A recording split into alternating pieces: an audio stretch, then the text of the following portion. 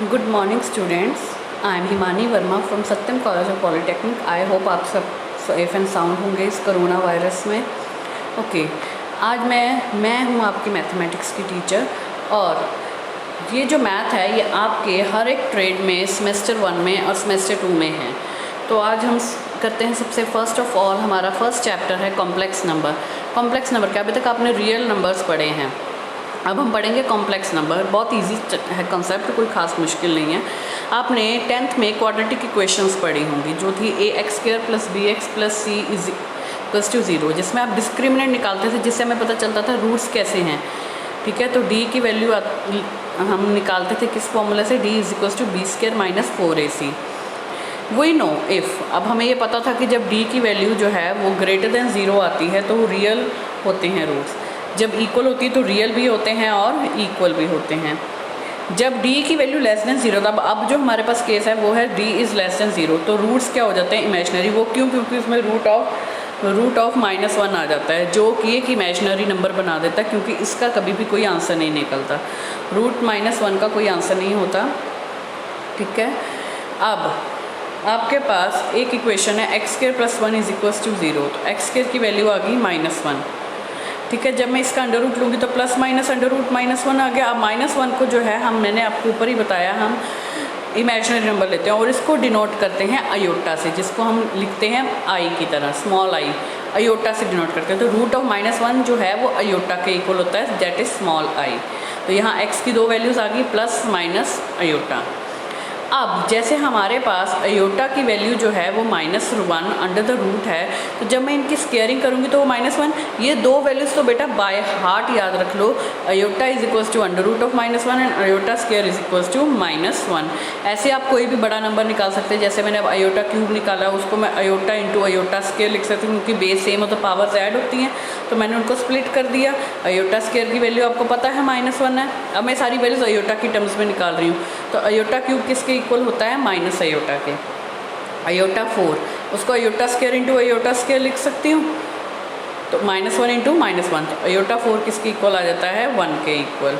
Aorta 5 जो है उसको आप अयोटा 4 × अयोटा 1 या अयोटा स्क्वायर × अयोटा क्यूब लिख सकते हैं, तो वो आ गया अयोटा। ऐसे आप किसी भी चीज़ की वैल्यू निकाल सकते हैं। नाउ नेक्स्ट आपका आता है प्लेन, आर्गेंट प्लेन। इसमें आपकी जो x है वो रियल एक्सिस है, y जो है वो इमेजिनरी एक्सिस है। अब मैंने एक पॉइंट P ले लिया जो x से a डिस्टेंस पर है, y से b डिस्टेंस पर है। ठीक है, तो MP की जो लेंथ है वो b है, और OM की लेंथ जो है वो a है। बट ये जो पैरेलल है किसके, y एक्सिस पे। y एक्सिस पे जाते ही वो इमेजिनरी एक्सिस है, तो उसके साथ अयोटा लगेगा, क्योंकि जो भी नंबर इमेजिनरी है उसके साथ अयोटा तो कंपलसरी है ना, उसके बिना हम नहीं कह सकते कि वो एक इमेजिनरी नंबर है। तो ये बन गया अयोटा b। तो एक सिंपल कॉम्प्लेक्स नंबर को हम स्मॉल z से डिनोट करते हैं। किससे डिनोट करते हैं, स्मॉल z से, जिसको हम लिखते हैं a + अयोटा b। कैसे लिखते हैं, a + अयोटा b, जिसमें a जो है, a और b दोनों ही रियल हैं, a और b दोनों ही रियल हैं। ठीक है, सिर्फ ये फ़र्क है कि b के साथ अयोटा लगने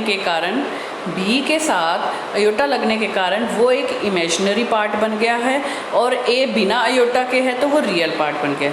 मेरी बात को ध्यान से सुनो, a and b both are real, separately both are real, अलग अलग a और b दोनों ही रियल हैं, बट अयोटा जो है वो b के साथ होने के कारण अयोटा b वाला पार्ट जो है वो इमेजिनरी पार्ट बन गया है। a जो है बिना अयोटा के है, इसलिए वो रियल पार्ट बन गया। जैसे मैंने एरो हेड से बताया कि a रियल पार्ट है और अयोटा b इमेजिनरी पार्ट है, where a and b are real.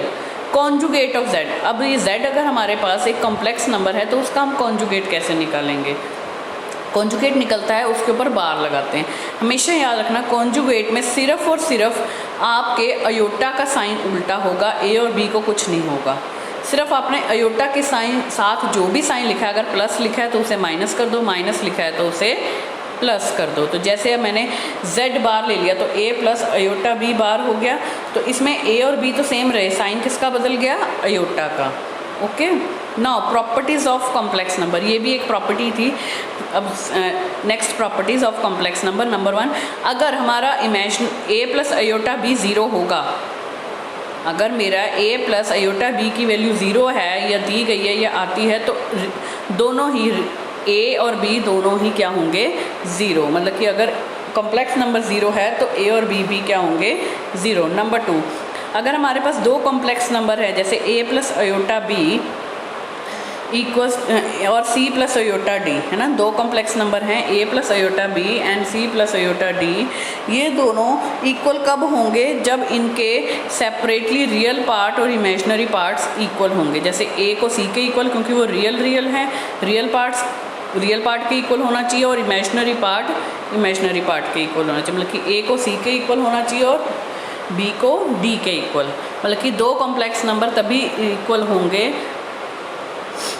अगर दोनों कॉम्प्लेक्स नंबर इक्वल हैं, तो a दोनों के रियल पार्ट को और इमेजिनरी पार्ट को इक्वल होना पड़ेगा, मतलब कि a को c के इक्वल और b को d के equal.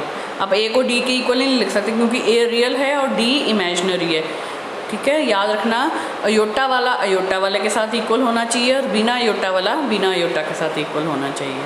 Now properties of conjugate of real numbers. अब प्रॉपर्टीज़ आ जाओ conjugate of real complex numbers के, ठीक है। अब अगर मैं कोई एक कॉम्प्लेक्स नंबर दिया गया है और मैं उसका कॉन्जुगेट निकालूं, ठीक है, और उन दोनों को ऐड कर दूं तो वो एक रियल नंबर आ जाता है। जैसे मैंने z लिया एक complex number a plus iota b और उसका मैंने कॉन्जुगेट निकाला तो वो क्या आ गया a माइनस अयोटा b। अब मैं इन दोनों को ऐड कर दिया z प्लस z बार, तो वो क्या हो जाएगा a plus iota b plus a minus iota b। Iota b cancel हो गया क्योंकि दोनों के साइन डिफरेंट है। हमारे पास क्या रह गया a प्लस a, जो क्या हो गया 2a। अब इसमें अयोटा ख़त्म हो गया ना, तो ये क्या बन गया एक रियल। तो जब भी हम दो कॉम्प्लेक्स नंबर और उसके कॉन्जुगेट को ऐड करेंगे तो क्या बन जाएगा रियल नंबर। ऐसे ही अगर मैं मल्टीप्लाई करूँगी तो a plus iota b into a minus iota b, तो यहाँ पे a square minus b square लग जाएगा, क्योंकि a plus b into a minus b क्या होता है a square minus b square. तो यहाँ पे a square minus iota b का स्क्वायर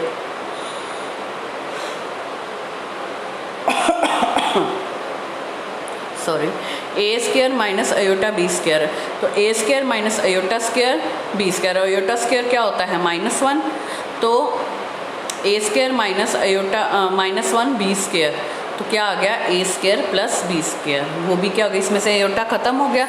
जैसे मैंने अयोटा स्क्वायर की वैल्यू पुट करी, अयोटा फिनिश हो गया, एलिमिनेट हो गया, मींस z बार के किसके इक्वल आ गया एक रियल नंबर के इक्वल। तो ये क्या हो गया, इससे हमें ये पता चलता है कि अगर मैं कोई कॉम्प्लेक्स नंबर लेती हूँ और उसका कॉन्जुगेट लेती हूँ, उन दोनों को ऐड करती हूँ तो भी एक रियल नंबर आता है और मल्टीप्लाई करती हूँ तो भी एक रियल नंबर आता है। पॉइंट 2, अगर बट डिफरेंस ये है, प्रॉब्लम ये है कि जब मैं माइनस कर देती हूँ दोनों को कॉम्प्लेक्स नंबर और उसके कॉन्जुगेट को, तो हमारे पास इमेजिनरी नंबर आता है। जैसे z मेरे पास था a प्लस अयोटा b, तो z माइनस क्या हो गया a माइनस अयोटा b, दोनों को माइनस किया, a और a कैंसिल हो गए, पीछे क्या बच गया iota b plus iota b, तो क्या आ गया 2 aorta b।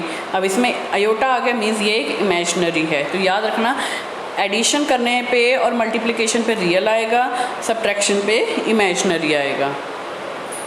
Now rectangular and polar forms of complex number. Polar form क्या होती है, जब हम उसमें a को r cos theta plus b की जगह r sin थीटा लगा देते हैं, तो हमारे पास पोलर फॉर्म होती है, r कॉमन आ गया, तो पोलर फॉर्म होती है z is equals to r into cos theta plus iota sin theta, और इसको डिनोट करते हैं r एंगल थीटा से, ठीक है। अब इससे आपकी दो चीज़ें निकलेंगी, एक मॉडुलस जो बहुत इंपॉर्टेंट है और एक आर्गुमेंट या फिर एम्पलीट्यूड। ये दोनों याद रखना, ये शॉर्ट क्वेश्चंस में आ जाते हैं, ठीक है। तो इससे पहले तो r निकलेगा, r क्या निकलता है under root of a square plus b square, और यही क्या बन जाएगा आपका मॉडुलस, क्या बन जाएगा आपका मॉडुलस, ठीक है। इसको हम बार से भी डिनोट करते हैं, z बार या mod of a plus iota b। और जो मैंने एंगल निकाला है, एंगल किसके इक्वल होता है tangent inverse b over a, tangent theta b over a के इक्वल है। तो थीटा जो हमारा देखो एम्पलीट्यूड निकालना है, अब हमने मॉडुलस हमने निकाल लिया, वो r के इक्वल है।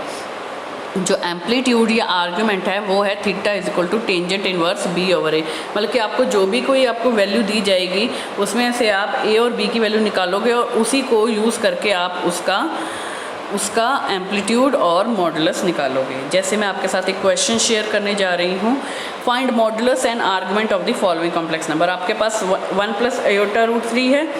मैं सबसे पहले तो इसको z दूंगी, z is equals to 1 plus iota root 3। तो अब इसका मॉडुलस निकाला, मैंने कहा था इसको मॉड ऑफ z से लिख सकते हैं। मॉड ऑफ z किसके इक्वल? अब यहाँ पर a क्या है 1, b क्या है अंडर रूट 3। अयोटा नहीं लेना हमने, सिर्फ a और b लेना है, a1 b रूट 3। इसका अंडर रूट लिया स्केयरिंग करके, तो क्या आ गया 1 प्लस 3, क्योंकि रूट 3 का स्केयर 3, तो अंडर रूट ऑफ 4 का अंडर रूट 2। तो मॉडुलस क्या आ गया मेरे पास 2। आर्गुमेंट b की वैल्यू 3 थी, a की वैल्यू 1 थी, पुट करी, क्या रह गया अंडर रूट 3। अब मैं टेंजेंट को उधर रहेगी इन्वर्स को, तो tangent theta is equals to root 3। मैं ऐसे इन्वर्स वाले साइन को उधर लेकर जा सकती हूँ, तो tangent theta is equals to root 3। अब आपने पहले भी किया हुआ है 10th तक भी कि आपने जब एंगल निकालने हो तो जो आपका जैसे रूट 3 है, ये किसकी वैल्यू बनती है? टेंजेंट 60 की, वो मैं लिख लेती हूँ। उधर से क्या होता है, टेंजेंट कैंसिल हो जाते हैं, थीटा की वैल्यू आ जाती है, तो हमारा आंसर क्या आ गया 60। तो हमने b और a की वैल्यू पुट करके ये टेंजेंट को इन्वर्स को उधर ले जाके टेंजेंट थीटा में कन्वर्ट कर देना है। फिर ये देखना है कि ये रूट 3 जो है ये किसकी टेंजेंट में वैल्यू आती है। अब यहाँ पे रूट 3 60 की वैल्यू आई है, तो थीटा क्या आ गया मेरे पास 60। तो अपने कॉम्प्लेक्स नंबर पढ़ा कि अयोटा से हम जो माइनस अंडर रूट 1 है उसको हम अयोटा से डिनोट करते हैं, वही हमारा इमेजिनरी नंबर है। उससे अयोटा स्केयर की वैल्यू -1 आ जाती है। फिर हमने पोलर फॉर्म पढ़ी, r into cos theta plus aorta r sine theta. ठीक है, तो उससे मैंने एम्पलीट्यूड और मॉडुलस निकाला है। आज के लिए इतना बहुत, आई होप आपको समझ में आया होगा। Thank you very much.